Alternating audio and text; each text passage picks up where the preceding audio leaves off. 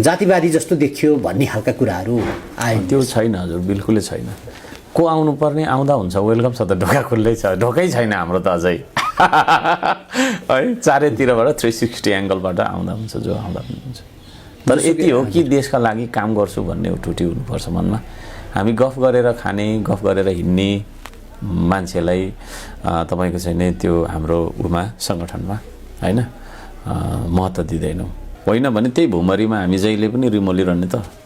अनि आन्दोलन मात्रै गरिराख्नुपर्ने, रगतै मात्रै बगाइराख्नुपर्ने, आग लागि मात्रै गरे, आगजनी मात्रै गरिराख्नुपर्ने, तोडफोड मात्रै गरिराख्नुपर्ने त होइन होला। अब निकासको बाटोमा जाउँ भन्छु म त आम के अरे नेपाली जनतालाई। यो त देश बनाउने अभियान हो, मैले भन्दैछु देश बनाउने अभियानमा लागौँ, जुटौँ, त्यसरी जाउँ। कति बाँच्ने, कति लड्ने। तपाईँ 15 दिनको भएको, म 15 दिनको भएको छौँ हामी दुईजना। अनि एउटा भनौँ न स्याउ यहाँ टेबलमा छ भने त्यो एउटा स्याउको लागि तपाईँले मसँग द्वन्द्व गर्नुहुन्छ, म तपाईँसँग द्वन्द्व गर्छु होइन। त्यो अभावले सिर्जना गर्छ नि त द्वन्द्व त। मान्छे कति नियतले चोरिरहेछ, कति अवस्थाले पनि चोरिरह होला होइन।